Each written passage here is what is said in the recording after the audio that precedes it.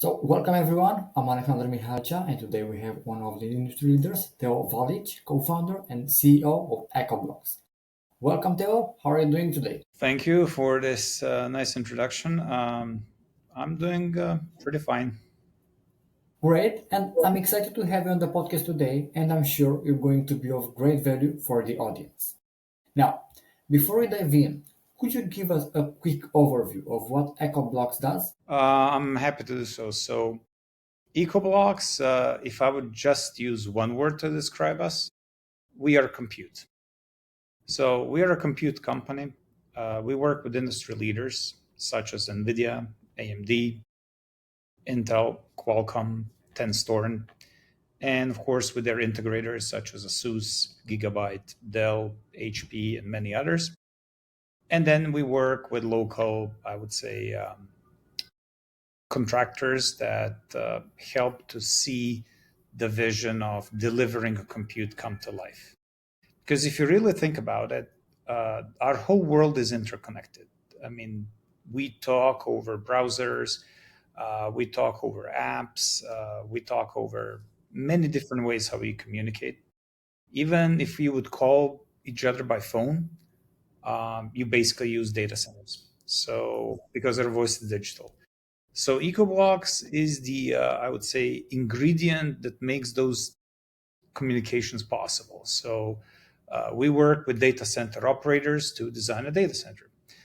We work with national supercomputer centers to design and procure and ultimately deploy a supercomputer. So in a nutshell, a compute company which is really trying to make this new world come true and be as reliable as possible. Because I think the worst thing that can happen to all of us is not have Wi-Fi or Right, any of the services, right? right. And that's fascinating, honestly. But for example, what inspired you to create Ecoblox? Was there a specific moment or experience that sparked this journey? So the story about EcoBlocks is actually multifold, but I'm going to try to be as concise as possible. So EcoBlocks was created as a company that we viewed as a solution to the problem. And there isn't just one problem. There is a lot of, I would say, discrepancies between reality and what we envision. And usually physics has a lot to do with it. So for us at EcoBlocks, we started at one point, it was about September 2021, when we were sitting and discussing in a group of our friends, hey, let's do carbon credits. Your family feeds a lot of people in the world. I would say the number is in billions. How can we index all the trees? How can we prevent the poachers? Then we had a conversation. Let's do Bitcoin mining as a way to transfer electricity from non-renewable sources into renewable sources. Right. I could give you about 20 different examples, 20 different conversations that were all happening around summer of 2021. And I think the pivotal moment that came to us was we decided to help the energy transition. So move the energy from non-renewable sources to renewable. And bear in mind, this is before ChatGPT, before any Yeah. of that came out. So it was like, okay, we're going to work. And then the very first customer that we had was one of the, let's say, government level institutions. And we started exactly that development. So let's do Bitcoin mining as a way to transition to a higher value. Bear in mind that time Bitcoin was 15K. So let's transition to a higher value compute. So scientific research. At that time we were talking about cloud gaming and so Yeah, on. right. And in a way, we created this modular data center, which was compatible with it's a tier 3 data center, right?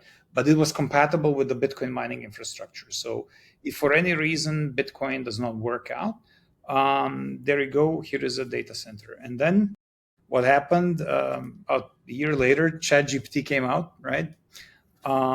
We already had 7 figures in revenue. We already had a lot of, I would say, success as a startup.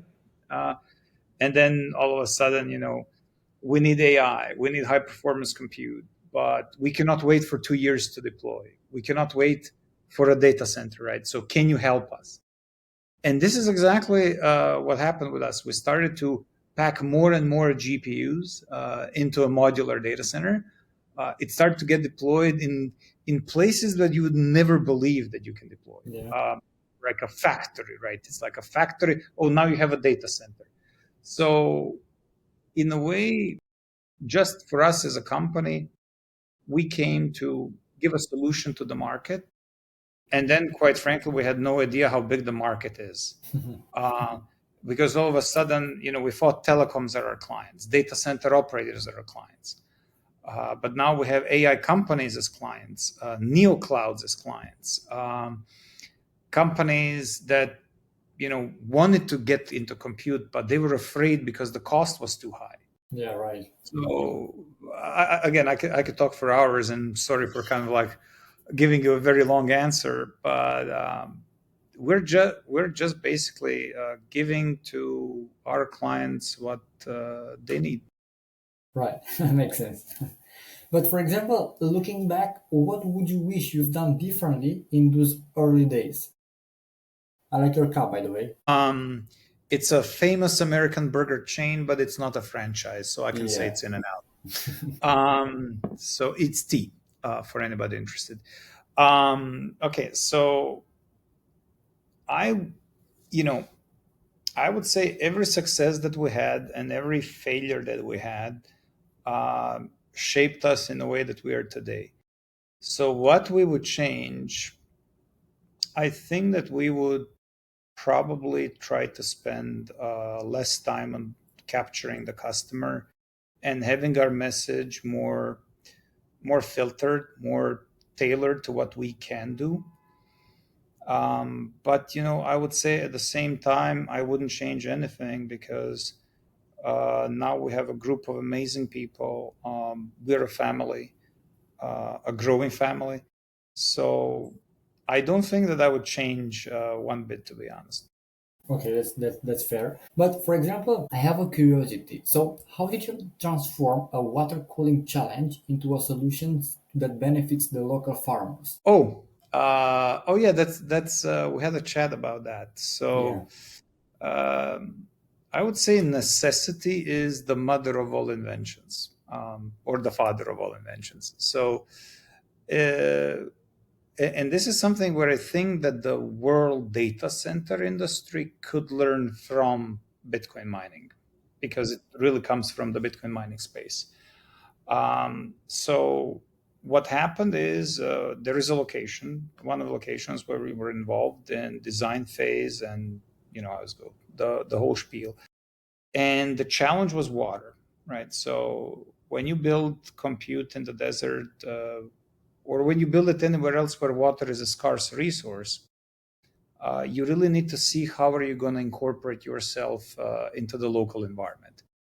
And here I would say, the really amazing thing that happened is there was a situation that, okay, we have a lot of equipment and it needs to utilize the resource which was not made available. Even though the manufacturer of that equipment said it will work with that resource, that water resource. Now, when you end up in a crunch, right? I think that the civil engineer company that we work with, they're brilliant people. There is a lot of brilliant people here in the Middle East. I don't think that they get the credit, but then again, I think brilliant people don't get the credit anywhere in the world.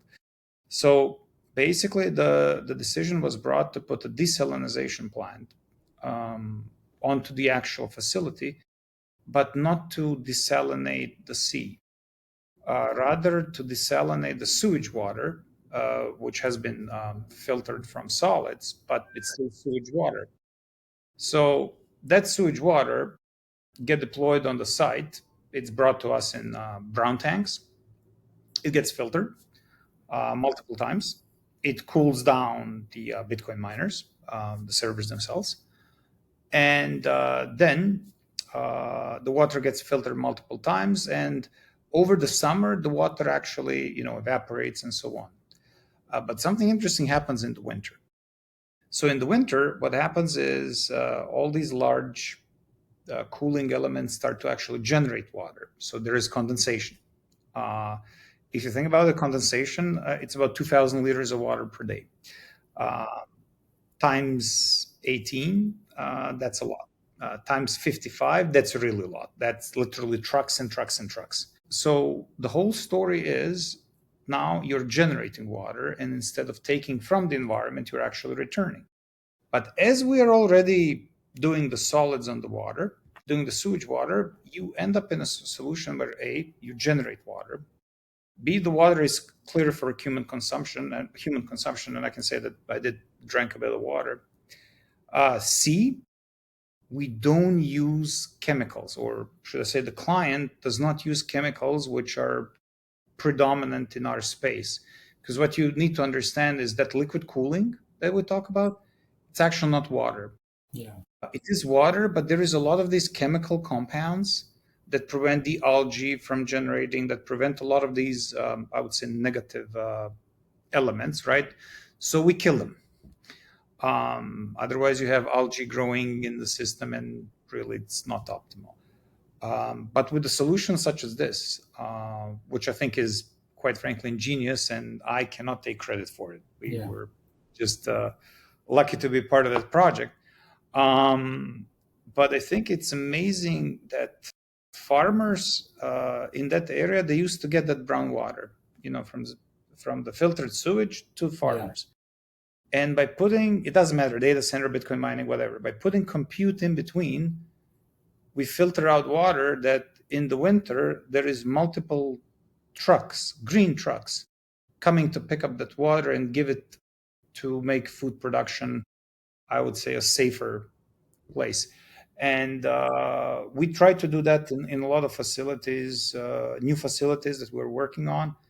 And to be honest, if we would think more about what kind of an effect we want to have in society, I think that our industry, and I mean that as compute industry, so both Bitcoin and HPC, AI, you name it. I think if we would explain the positive effects of what we can do in a local environment, our industry would not face so much resistance and resilience. But then again, it's easier not to put a desalinization plant, which is about $500,000, and just take the chemicals, don't care about them. Yeah. You Right. know, cost is every. So you can always choose how you want to be. Yeah. Right. Right. Makes sense. But for example, what role does sustainability play in your approach to data centers? Hmm. Sustainability or ESG. This is, I would say, a very controversial subject recently because people like to put a lot of, I would say, etiquettes, taglines and so on it, and people go for sound bites. I would say this: if you do not make your business sustainable, if you don't make it environmentally conscious, you don't make it efficient. If you don't make it efficient, you lose money. You lose money, you're dead. And then, depending on your size, you're either gone or you need government bailouts and your former competitors bailing you out and so on. Otherwise, you're out of business by the end of the year.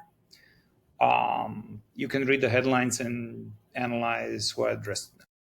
So, if I take a look at Ecoblox, I'm not saying that our products are the best in the world. I would say by working with NVIDIA, by working with AMD, by working with silicon vendors, we do make our products best in the world.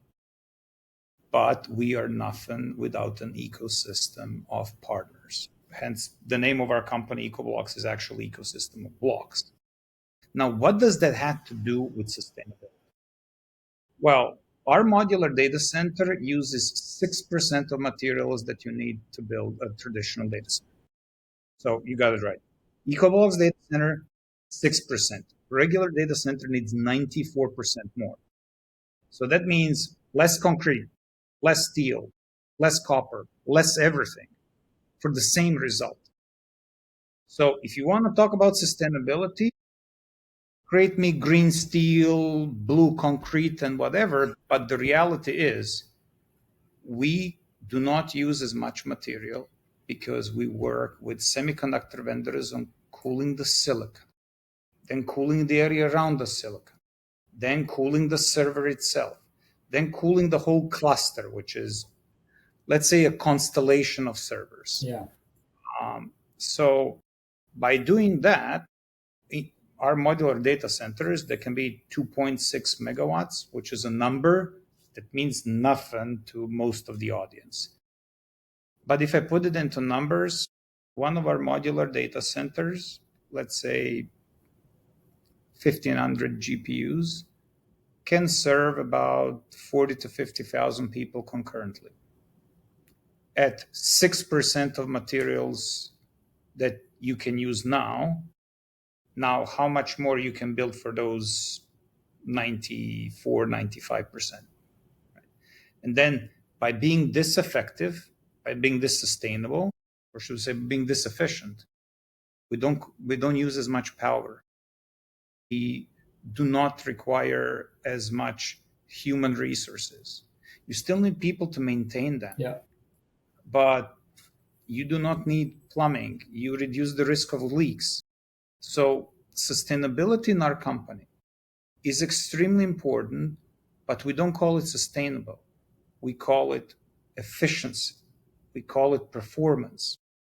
We call it serving the customer without giving a fancy name.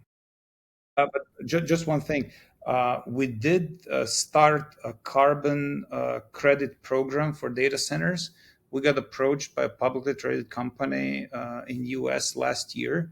So we're working on a carbon routing protocol that could quantify how our data centers are efficient. And then you can probably run that protocol with a conventional data center and see how much more efficient the modular solution is, either from Ecoblox or from our partners or competitors or whoever. But Yeah, that's awesome. that's pretty important part of the whole story. Yeah, makes sense. And now, walk us through how Ecoblox addresses these challenges. What makes your approach unique? So it's a good question. Because every company always like to say that they have a unique angle.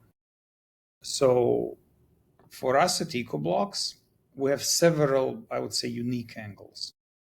So we approach data centers from silicon and application, and then we try to build a solution, the most efficient solution.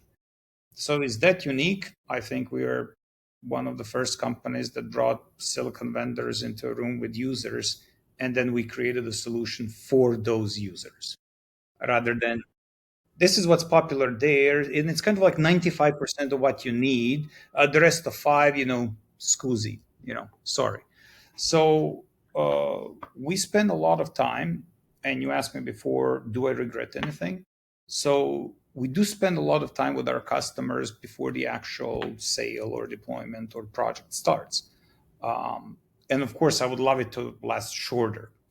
But the reality is, what makes us unique is we actually talk to our customers and we try to build the best solution for them. And I do feel it's very sad that I use that as our advantage. But if you talk to our clients, all of them are going to tell you that working with us has actually been a very different experience than working with others. And I would say maybe the human touch is our unique advantage. Now, when you pair that with the fact how much materials we save, and then I would add our two really unique advantages. So we have an Ecoblox data center management tool. It's called DCIM. And again, most of your readers do not even know what it stands for. It's Data Center Integrated Management. And there is no system behind it, even though it should be. So our DCIM was created at a time when we did Bitcoin mining. So we made it read the APIs of power generation, so transformers, smart grids, and all of that. Those intelligent fuses, so we read the data from them. And that ultimately started to build. We have some very interesting algorithms that predict failures. So we can actually even see which part starts to be super strained, and that's of course all in development to make it actually a commercial product. We do want to come with our DCM to the market, and I would say so that's a pretty big advantage, because when you work with us, we don't want to lock you into a single vendor situation. So let's say you use this power infrastructure and it's the most efficient. And often what prevents you from, let's say, going solar, going wind, and so on, is the fact that if you choose a different vendor, you have like different tools and they don't like each other. So we kind of build this overlay on top that enables you to exactly talk about this. And I cannot say which power companies we work with all the NDAs and so on. But let's just say that the feedback that we received from the electricity companies, from compute companies, is that we, I would say, push the boundary on, I would say, remove the restrictions. We kind of remove the restrictions or remove the constraints, which are really a standard in our business. And lastly, again, under development, is our infrastructure as a service, or AI as a service platform. We did develop a few white label solutions before, and now we're coming to the market with our own, which actually enables you a rapid deployment of AI. And one of the main goals that we have as a company is is to kind of diffuse this whole AI that people say it's a balloon. Just like people back in the day were saying that internet is a balloon, right? That cloud computing is a balloon.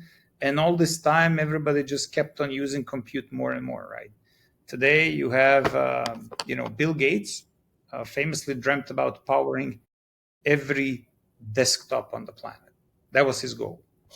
So he missed this, right? Because when you work too much with industry, which is a box, right, or a laptop, you don't think that you could put a laptop here, right? BlackBerry comes up, Nokia communicator, and then later iPhone. Here, new economies, right?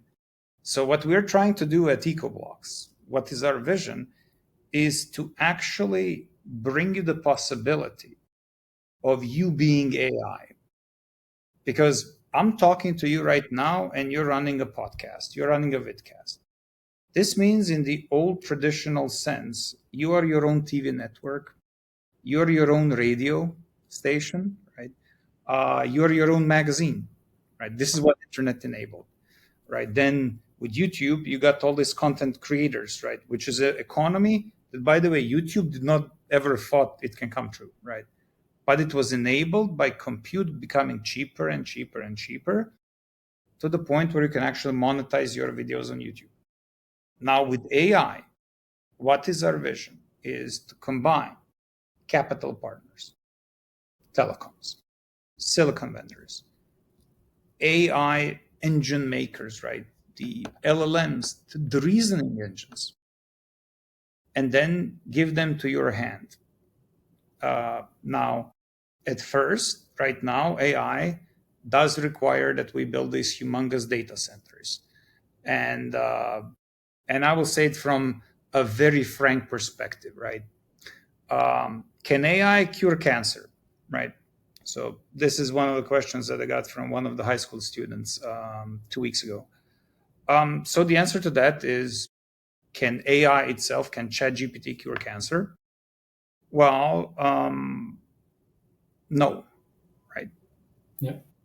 And yes, because if you would have enough compute to put all of our healthcare records online, and we as humans, we produce, let's say, to the medical system between 1 to 4 gigabytes of data per year. So if we could have enough compute to follow that over 10 years, right, and actually have an AI analysis tool, and then combine your family, your risk factors, and so on, we could come up with the patterns at which point something gets triggered.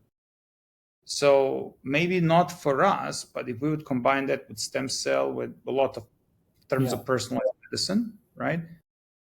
we could actually get to that point where cancer is flu. Because let's be real, flu was killing us, 100 years ago, right? Right. How many people? How many people died in Europe over Spanish flu, right? How many people died in North America, where it came from, right? So AI can enable everything, and it is just, and this is what I always appeal to everybody. AI, just like internet, is just a tool. And sooner or later, we're going to end up with AI exactly here. We're going to end up with an AI for which today we need a supercomputer. We're going to end up with an AI in our phone. Right. And our vision of Ecoblox is actually to work. Okay, you have a humongous data center. Okay, can we put 10 times more compute? Okay, so can we work with the silicon vendors to get that compute into a desktop, into a laptop, Yeah. then into a tablet, then into a mobile phone, then into a smartwatch. So that's kind of the main vision. Okay. Interesting one. And also, could you explain how your work with healthcare ministers impacts future for the generations? Yeah, so I do have to be careful what I say, because a lot of work that we do there, the credit actually belongs to the ministries, to healthcare workers. I mean, um, one of the things that I would say, which is very important, is what I just referred to. So, how do we build a compute infrastructure that can serve millions of people, right? A lot of these, I would say, data centers today, they cannot serve millions of people or tens of millions of people. If you think about it, people said we build too much compute, and then when we sit together and we do the math, usually the math ends up like that legendary story about chess. And Yeah. you want to own this game, give me one piece of grain here, two pieces of grain here, and then it goes until it gets 64 by 64, right? Which is a massive amount of grains. So what we are working on is not just healthcare, but if I would touch the DNA research, what I can say is it is extremely complex subject and it requires time. And when we talk with different ministries, the reality is, and this is again what we hear at different symposiums and what different doctors tells us, is Yeah. that the Western medicine, for a lot of gene types, for a lot of body types, is not suitable. It's You go to Africa, some medicine is going to be 30% efficient, some 70% efficient, some zero. And then you can attach two things to it. You can attach a negative emotion, saying that this is a conspiracy of big pharma, or you can say, you can put a question why. Because the only thing that you really cannot buy with money or with any other resource is time. You want to build a perfect medicine. Look, pharmaceutical industry spends on one single medicine $1 billion, sorry, $10 billion plus, right? If pharma would put money into compute, which now they're putting, you're massively reducing the cost of medicine itself, right? And conversations that we had with different with ministers in different countries, is just think about the sheer requirement of data that you have in your country. Let's say you have a country of 10 million people. So you have a country of 10 million people. Let's say you generate 1 gigabyte of data per person on average per year. You need to build applications which are going to track those people over lifetime. And now, thanks to cloud and so on, we do have like unified file systems. But before it wasn't the case. It was like you shift from one server to another, the data is gone. And we cannot have that. And I think blockchain is one of technologies and I'm not discussing cryptocurrencies right now. I'm Yeah, yeah, discussing blockchain as a database, encryption layer, also time stamping layer, so impermutable timestamp. And I know I'm going super wide from the question that you asked, but it's an extremely complex yeah, answer. So I would say you live in a country and there are going to be viewers from many countries. Let's say you generate 1 gigabyte of data per year, 100 gigabytes in a lifetime times the amount of people that are in your country. And then you need to have enough. So, first, the amount of data that you need to store is massive. Second of all, the sheer amount of compute that you need to have to put a correlation. This person is the grandfather, this person is the grandmother, then the father and the mother, then the daughter and the sons, right? So, and just remember, computers, they will not have an idea why grandfather or grandma, why did they had cancer, why did they had pneumonia, why did they had TBC. So there is no, in the data tree, there is no information usually going beyond 3 generations, right? So that is how new the medicine is actually. So there won't be results like in a year. yeah. In 5 years, you start to see the results. In 10 years, you're going to start to save your medical system massive amounts of money. You're going to make people more healthier.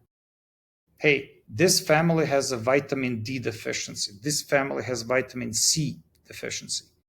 If you can prescribe these vitamins, which can be as simple as an orange, right? Hey, have an orange per day. Yeah, of course. It's going to help.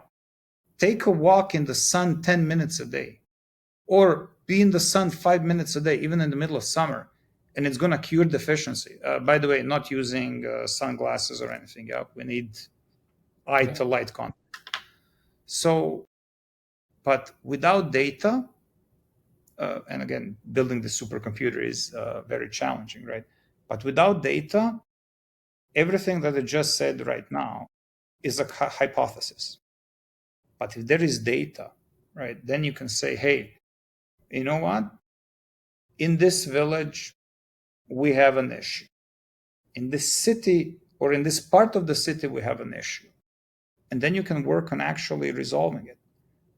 Uh, and this way, imagine just how much less work doctors would have if we would give sheets of data to the doctor, that the doctor sees a patient and says, you're good to go. Or, by the way, now that we analyzed 3 years later, we saw something with your grandpa, grandma, and so on.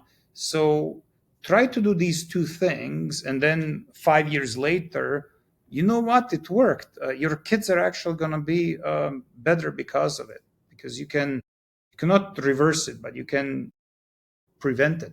right.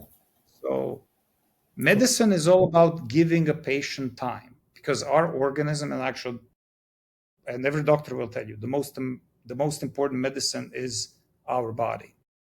So what doctors try to do with medicine is give you your body time to build that process.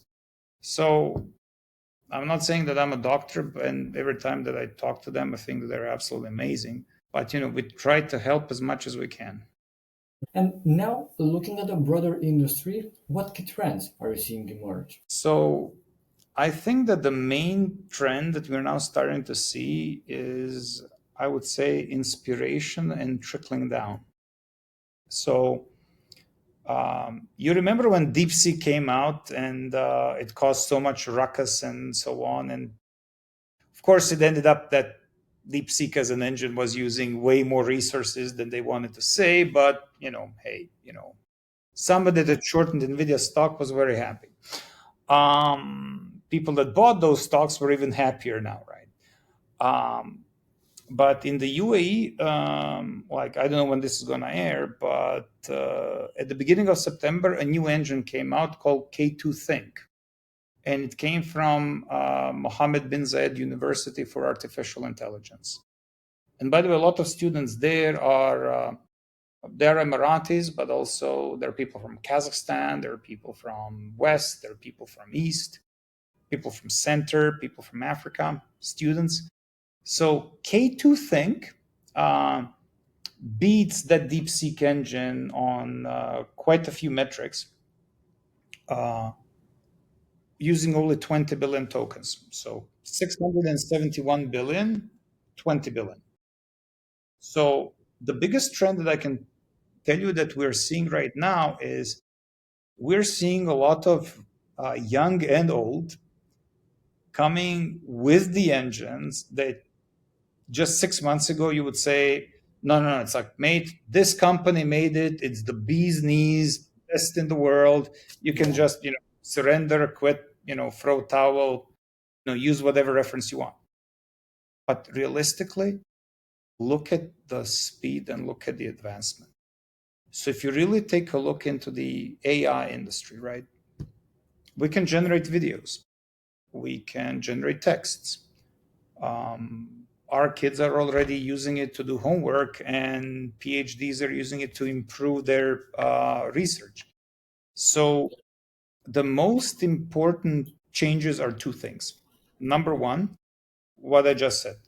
So new engines coming, they're more efficient. And if you recall, a couple of minutes ago, I said, it's going to run on the phone, right? So K2 thing, 20 billion is still too much for a phone. But it's not going to be too much for a phone coming next year.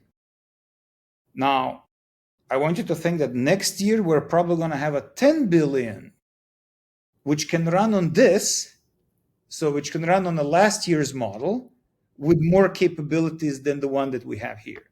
So I would say the most important part is the hardware requirements are going down to run locally because of all this compute Yeah, being right, built. right, right.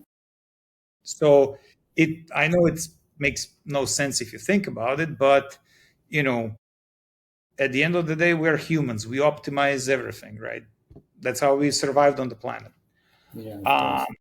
Second thing that I would say, we hear a lot people talk about data sovereignty, which means, one of the requests that we got was actually to put one of those NVIDIA AI factories in a person's home, not Yeah, in a data center, not in a modular data center. That person wants to have it in their own basement. So, what we're seeing now is people, organizations, not just governments, but they're seeing the value of data and they're seeing the true cost of cloud. So, for those that have resources, they're really pushing on the message, I want to run compute in my own premises. I want to have sovereignty over my own data, and I want to have sovereignty over my own compute.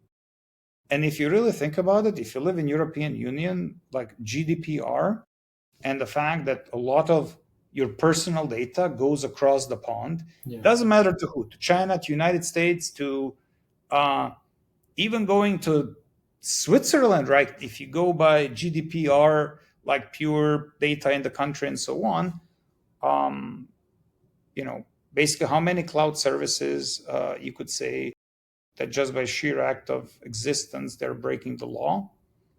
At the same time, can they not break the law, right? I mean, if they build their data centers where they build it and they have a finite amount of clients, they're not going to invest into something new, right? of course. So there also needs to be some reason to the regulation, right? Okay, there's a GDPR, it's a blanket rule, it needs to be approved in any country. Well, okay, but how do you build infrastructure in your own country? Uh, do you enable the flow of foreign capital if there is no domestic capital that can fund it? Right. So it's a very complex answer to how this sovereign AI Yeah, is going to work. But you can see the countries making huge investments. I mean, what has happened in UAE is a thing nothing short of amazing. And K2 thing does come from UAE.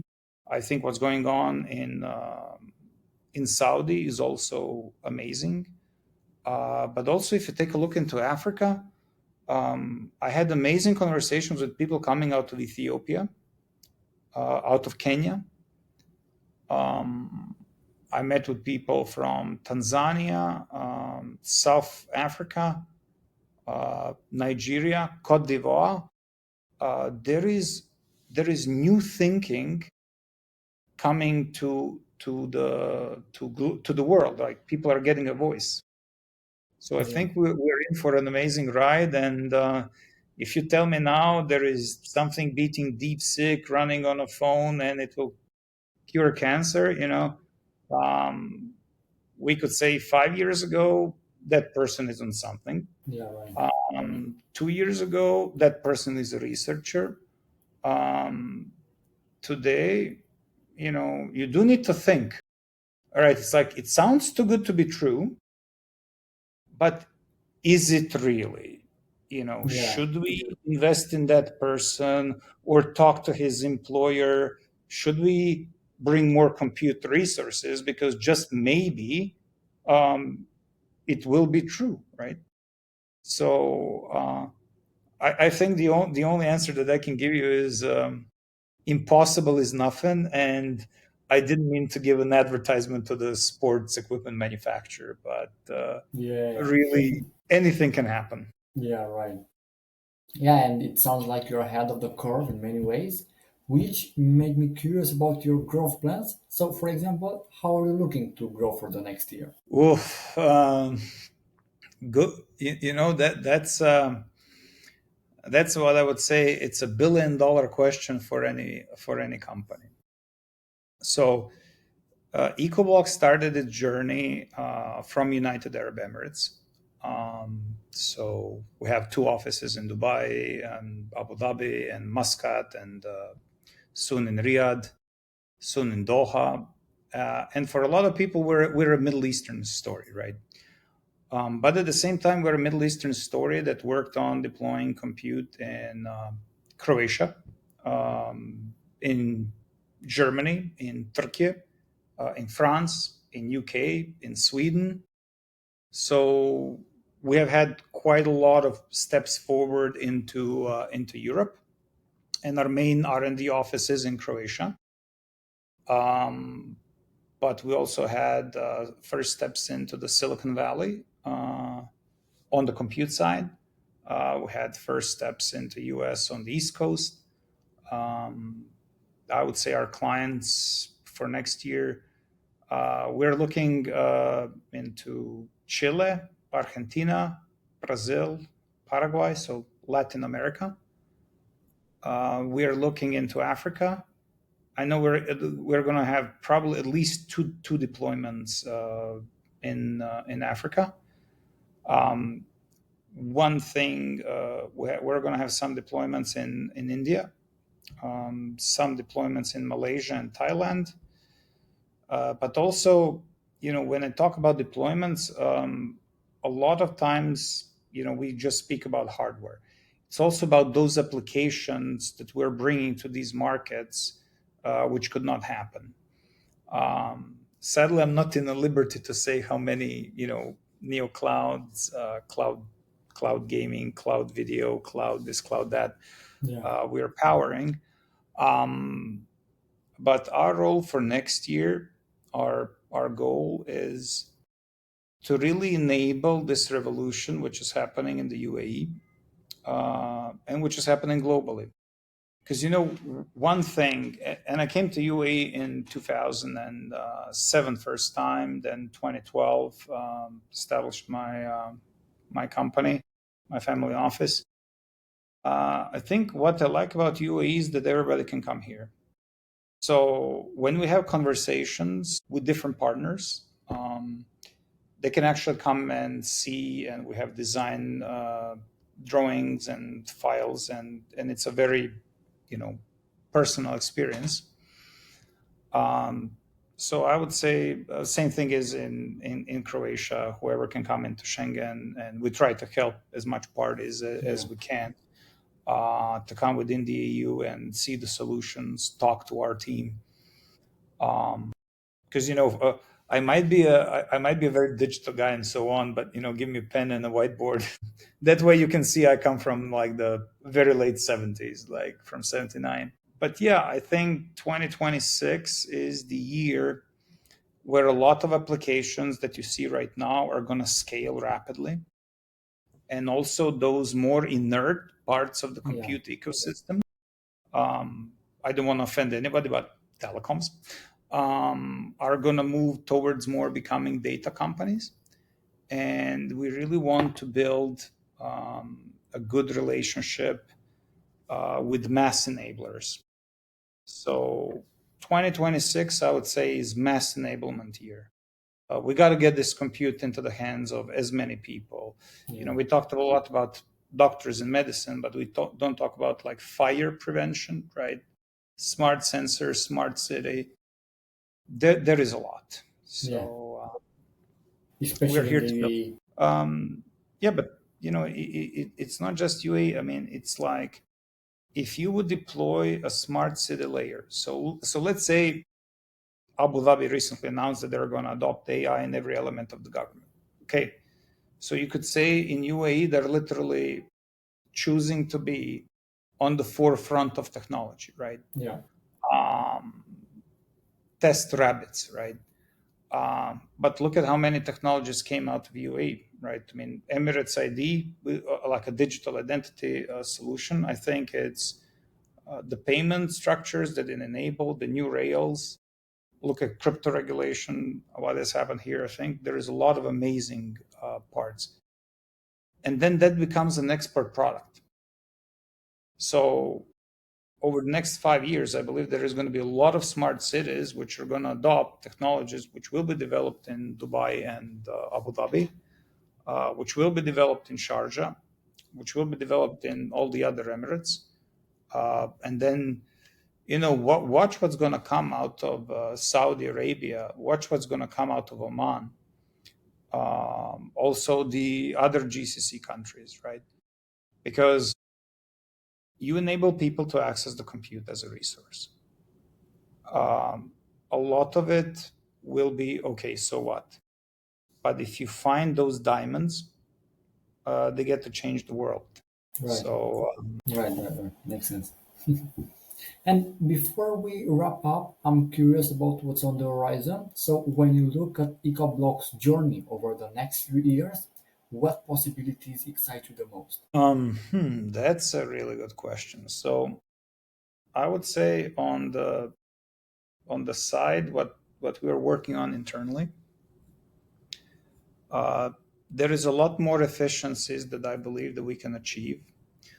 On the hardware side, I would really like to explore with our clients heat capture more so that we basically produce what's called a negative PUE, right? So that um, basically for the viewers, right? The PUE, you often hear the number is 1.2, 1.3, Yeah. 1.5. That usually means for 1 megawatt of compute, dot, that number that comes after is how much electricity you spend in cooling. So already now we're like at 1.2, we have 1.1 solutions. Real world is about 1.4, 1.5. So we're already massively more efficient than most of the world. But when we team up with, let's say, city governments, we could provide heating, for example. So heating of the water, right? It's like we produce, like our clients, our data centers, they produce massive amounts of heat. But by us going modular, you could basically connect us to the water system, right? So we could produce hot water. And this is what's also happening in quite a few countries, but I haven't seen like a massive deployment. Here is 100 megawatts. It can heat up 2 cities. Yeah. So I think this is where we're going on the hardware side. On the DCIM side, we have a lot of, I would say, secrets. So I cannot say anything what we are cooking in that regard. But I think it is industry leading. Um, We're also listening to our silicon partners. We're not trying to tell them what they need to do, but we hear their pain and we're trying to build solutions on that. And then on a top layer, our GPU as a service, AI as a service. We're working with a number of partners. I think some of the solutions that are going to come are amazing in terms of simplicity. Yeah. Because right now, to use AI, you still need to know some things. But I think building like that intelligent assistant, which of course is not one vendor, it's like a Yeah. bunch of vendors. But I think with our AI as a service platform, we call it Blocks Compute, um, with different AI engines, agents, ACI agents. I'm not into buzzwords, by the way. Yeah. Uh, I just think Ecoblox for medicine, there you go. Ecoblox for civil aviation, there you go. Ecoblox drone delivery, there you go. Right. So we're really working with our partners to also try to simplify this conundrum, right? It's like you do medical research, okay, this is what you need, and choose between all these software or platform vendors, and this is what you need to make your solution. In a way, we're literally pushing our product line to be understood, not by the rest of the industry, but to be understood by the only important people in the room, which are our customers. So Yeah. that's kind of what I would say it's important. Yeah. Interesting vision for the next years. And also for listeners who want to learn more or potentially work with Ecoblox, what's the best way to get in touch? Well, I mean, it's very simple. Our website is ecoblox.com. That would be uh, Echo Charlie Oscar Bravo Lima Oscar X-ray. So there is an X at the end, .com.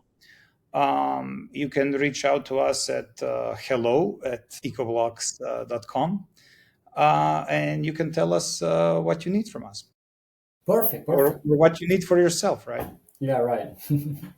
So thanks for joining me today, Theo, and for this amazing podcast session. And for anyone listening, make sure to check out EcoBlog socials below in the description because this episode was packed with value and I can't wait to see what you do next. Thank you so much, everybody. Hope to hear from you soon. Great. See you next episode.